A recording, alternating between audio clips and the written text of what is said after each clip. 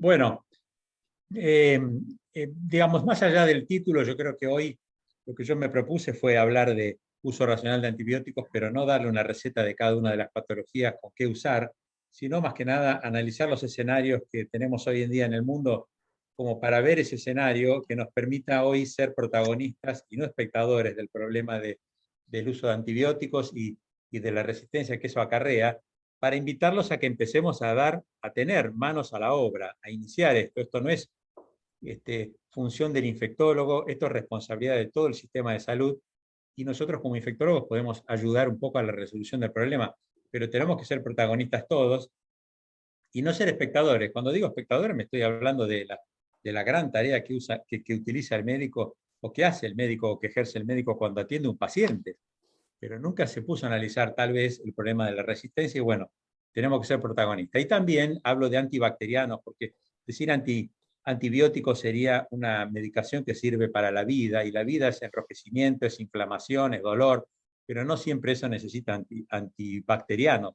Antibacterianos es una droga que sirve para matar bacterias.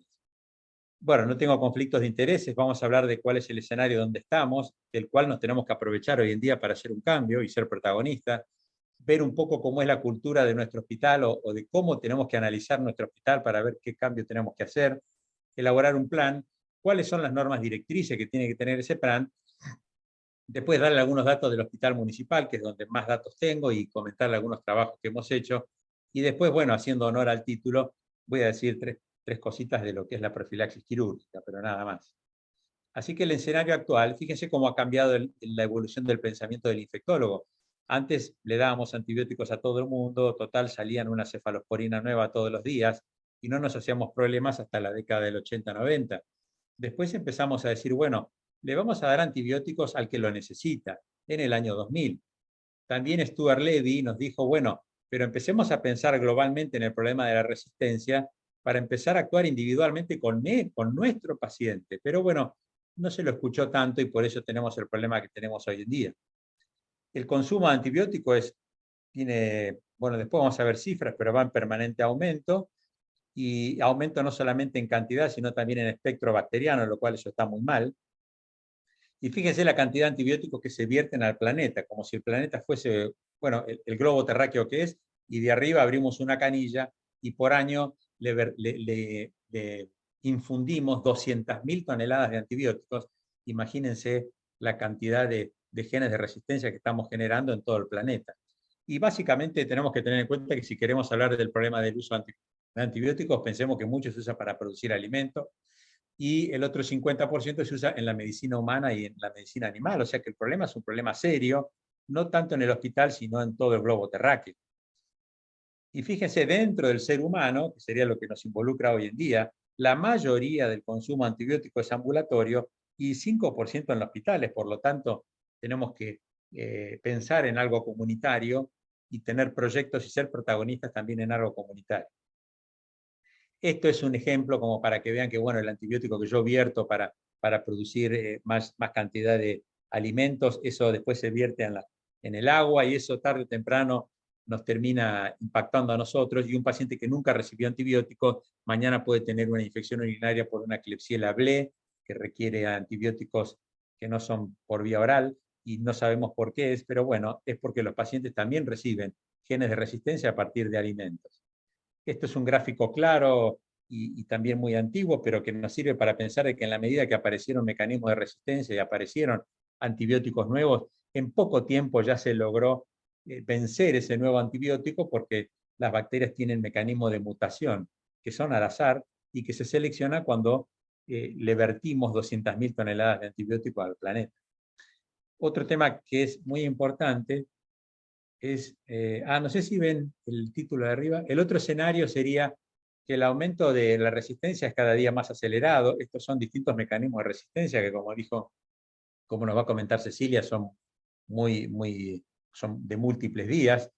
La diseminación de estos genes de resistencia es imparable mientras sigamos en el mundo haciendo las cosas mal, como estamos haciendo con los antibióticos, producción de alimentos, uso de antibióticos en la producción de la producción ictícola, por ejemplo, y el consumo que significa de la comunidad. y generalmente eso se asocia dentro de los hospitales con un inadecuado programa de control de infecciones.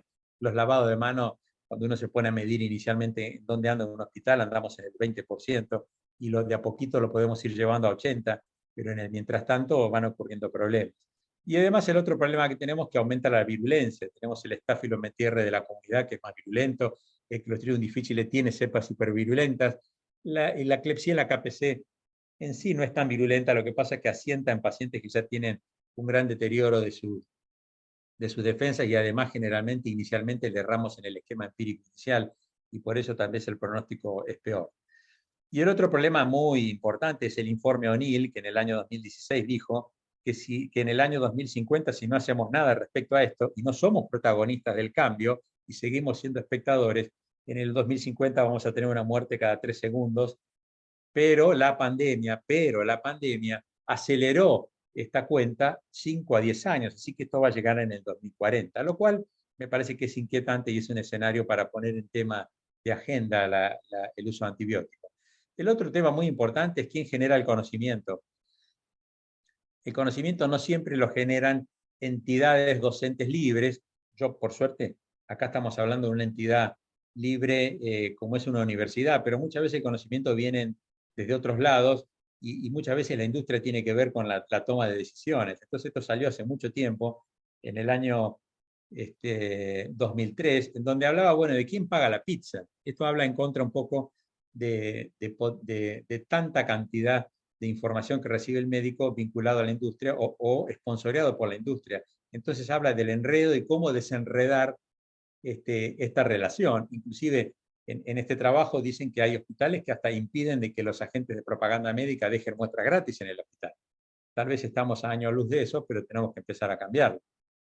Fíjense otro tema que me parece a mí muy importante y tiene que ver con aspectos sociales y culturales. Miren lo que es el uso de antibióticos en Francia, que está acá a la izquierda, que tiene este valor, que es 30, sería 30 dosis de antibióticos cada 100.000 habitantes. Y miren lo que sería Holanda, que no llega a 10. Y estamos hablando de países que están en la misma latitud.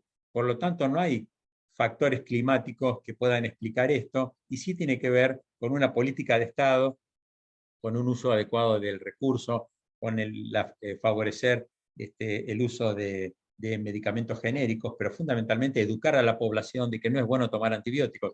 Esto también pasa en Latinoamérica, y Argentina, lamentablemente, en base a esta publicación, también está primero. Fíjense que amoxicilina y penicilina le damos a todo el mundo, y de eso ya lo saben todos ustedes, no tengo que hablar de eso. Pero indudablemente se puede cambiar sin generar mayor mortalidad en el uso de antibióticos.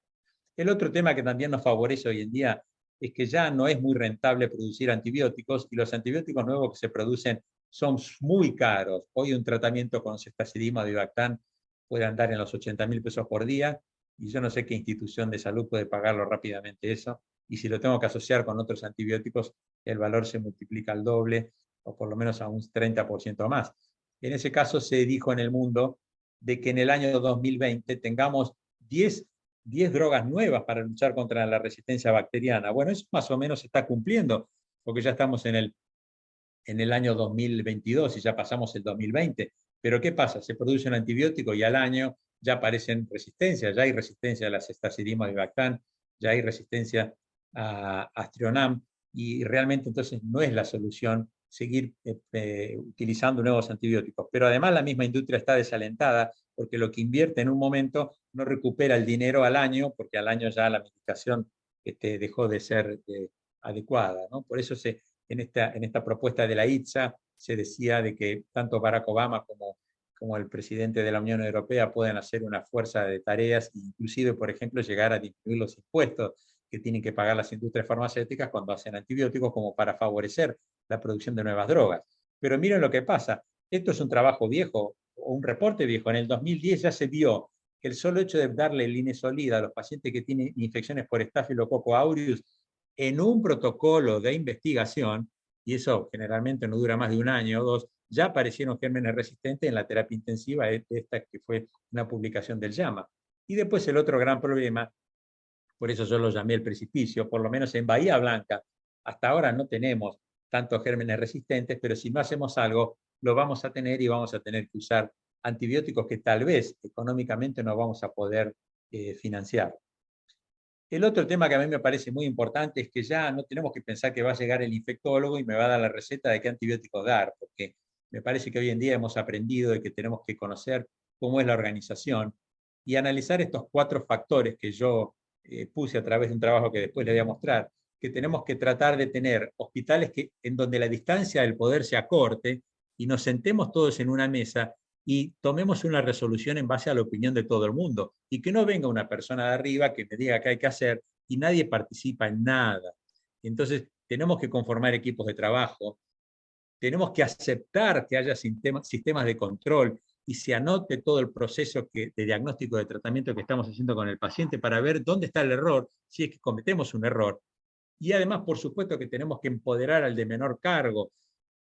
Por ejemplo, una mucama, es muy importante empoderarla para que limpie adecuadamente y yo esa limpieza la tengo que medir y se la tengo que retroalimentar el resultado para que esa mucama se sienta mejor a través de el premio que surja cuando hablemos de la limpieza del ambiente, cosa que es muy importante. El otro tema básico es que los hospitales con complejidad intermedia o alta tienen que hacer lo imposible para que un médico de guardia pueda hacer un diagnóstico rápidamente de que un paciente tiene riesgo y qué foco tiene, para vencer el miedo a la incertidumbre. El miedo a la incertidumbre hace que los médicos sobreactúen con uso de antibióticos por las dudas. Tenemos que generar un clima en la organización en donde se tolere que un paciente tenga fiebre y el médico no le haya dado antibióticos y que el otro día con el pase de guardia no tenga, no se sienta como que en el ambiente hay caritas de por qué no le pusiste antibióticos. Todos tenemos que manejarlo en base a una guía, que eso se puede escribir fácilmente, pero no tiene que ser escrita por el infectólogo, tiene que ser escrita por todo el mundo, analizando este escenario. El otro tema es que a uno le gustaría estar en una organización en donde podamos medir los procesos. Fundamentalmente tenemos que medir los procesos. Si los procesos los medimos bien y los anotamos e intentamos corregirlo, el resultado va a ser formidable seguro. Ahora, si no medimos los procesos, cada uno hace lo que quiere y solamente medimos los resultados, no vamos a sacar buenas conclusiones. Entonces, por eso la cultura masculina, que así se llama, mide resultados. Tenemos que tener una cultura femenina en donde sea muy bueno anotar punto por punto qué estamos haciendo con el paciente. Si yo al paciente lo baño prequirúrgico, tengo que estar anotado. Ahora, si está anotado, pero el paciente de quirófano me dicen que el paciente no está adecuadamente limpio, yo tengo que suspender la cirugía porque no puedo colocar una prótesis en un paciente que no está adecuadamente limpio. Pero todo eso se tiene que controlar en un ambiente en donde no haya resistencia al cambio ni haya resistencia al control de los procesos. Y después, referente al individualismo, lo más importante es que cada uno de nosotros nos tenemos que hacer cargo de las responsabilidades que tenemos y dejarlo todo bien en claro y anotado. Es muy feo cuando uno dice, bueno, ¿quién es el responsable de tomar la temperatura o cómo se divide esta sala en grupos? No, la respuesta a veces que uno escucha, no, todos somos responsables, la sala puede ir cualquier enfermera o cualquier técnico a hacer cualquier estudio, y no es así. Cada uno es responsable y eso lo tenemos que dejar anotar. Pero vean si esto no tiene importancia, porque esto se vio claramente que en hospitales, mejor dicho, en países donde el uso de antibiótico es bajo, como es Dinamarca, Reino Unido y Canadá, Estados Unidos no tanto, fíjense que la distancia del poder, esto significa PDI, es baja si yo lo comparo con hospitales en donde el uso de antibiótico es muy alto, como pasa en Grecia, Italia, Portugal y España. Acá hay más distancia del poder. Fíjese, el individualismo es muy marcado en los países donde el uso de antibióticos es bajo y es poco marcado en los hospitales en donde el individualismo no está tan respetado, tan marcado. Y fíjense la adversión a la incertidumbre. Es muy alta en hospitales en donde no brindan toda la posibilidad de que el médico pueda hacer un diagnóstico, o hay una atmósfera en donde si no le pones antibiótico a la fiebre, al otro día vas a ser criticado. En otros hospitales en donde la aversión a la incertidumbre está bien determinado y todos se manejan por guías, bueno, se vio que claramente el consumo antibiótico eso cambió. Por lo tanto, la cultura de la organización es muy importante cambiar. Otro escenario importante, ya sabemos que las farmacias venden antibióticos sin receta. Ya Pedro Pesac, que es un infectólogo de La Plata, hizo un trabajo que mostró en SADI, en donde hicieron ellos una compra simulada de antibióticos en la farmacia y pudo comprobar fácilmente que más del 90% de los antibióticos los podían conseguir sin receta. Yo creo que la farmacia es difícil cambiar la manera de trabajar, pero por lo menos en el lugar donde estamos trabajando, en el pueblo donde estamos trabajando, podemos hablar con las farmacias, invitarlos a participar en un proyecto municipal y por lo menos que aparezcan carteles en la farmacia que diga que no es bueno tomar antibióticos para el resfrío, el mensaje que ustedes quieran. La población piensa que los antibióticos no son dañinos, pero bueno, no le voy a dar ejemplo a ustedes de problemas que generan los antibióticos. Y también sabemos que para los pacientes los antibióticos son ansiolíticos. Bueno, le tenemos que enseñar a los pacientes que no dar antibióticos también debe ser ansiolítico. El otro tema muy importante es que las guías que muchas veces nosotros nos nutrimos, el 50% de esas guías está basado en opiniones de expertos. Y acuérdense de la diapositiva anterior de quién paga la pizza. Muchas veces esos expertos están esponsoriados por la industria. No por nada hoy en día se declaran los conflictos de interés y muchos disertantes tienen una lista larga de conflictos de interés. El escenario final es el microbioma. Nosotros, al microbioma ya sabemos que se altera cuando usamos antibióticos y generamos diarrea o el problema de cuestiones difíciles. Pero también hoy en día hay cada vez más literatura que dice que si una persona toma antibióticos cuando es niño o una embarazada, que después se lo transmite la flora alterada a su niño, va a tener más tendencia a tener obesidad, diabetes, dermatitis atópica, cáncer de colon, entre otras enfermedades.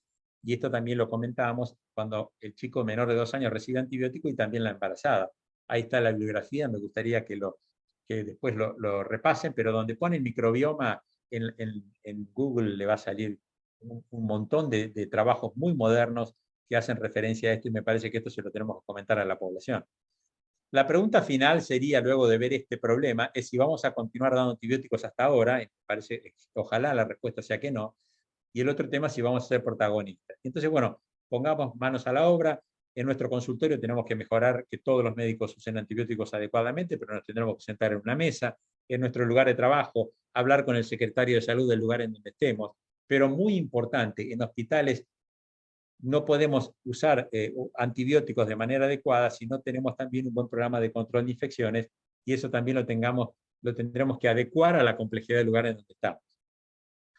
Lo que tenemos que hacer es, bueno, hay hospitales que no tienen infectólogos, pero bueno, con tener un clínico, alguien preocupado con el uso de antibióticos, suficiente. No todos los hospitales tienen farmacéutico, pero bueno, es importante, pero si no lo tenemos, bueno, se puede hacer igual. Microbiología tenemos que darle importancia, no puede ser que un microbiólogo hoy no se le financie de que pueda hacer un curso todos los años de resistencia bacteriana, que es un tema fundamental. Pues tenemos que tener una enfermera que haga un curso de control de infecciones y después juntarnos con los jefes de los distintos servicios y también, bueno, si podemos tener informática, mejor. Y tenemos que empezar a escribir, bueno, las guías de profilaxis antibiótica, que vamos a decir algo hoy, hablar de cómo vamos a manejar las distintas patologías, después vamos a hacer cómo hacer para poder restringir el uso de antimicrobianos si sea controlados por infectología o no, porque capaz que infectología ya participa en todos los pases de sala y no hace falta restringirlo el uso. Después tendremos que ver cómo mejoramos los conceptos de farmacodinámica y farmacocinética, ajustar las dosis según el peso del paciente y según el antibiótico, usar dosis de carga, infusiones prolongadas. Bueno, todo eso lo tenemos que dejar escrito. Y después, bueno, anualmente tenemos que hacer un programa de educación donde le demos todas las novedades que ocurren en infectología respecto al uso de antibióticos.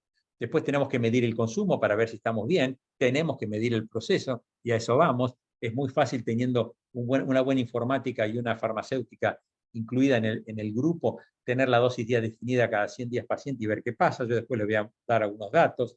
Y después tenemos que ver en un estudio de prevalencia, que lo hagamos cada 3 meses, si los antibióticos que está dando en nuestro hospital son apropiados, si se adhieren a las guías, etcétera, etcétera, etcétera. Pero todo esto, que es muy divertido, es muy necesario hacerlo para hablar del uso racional de antibióticos. Lo que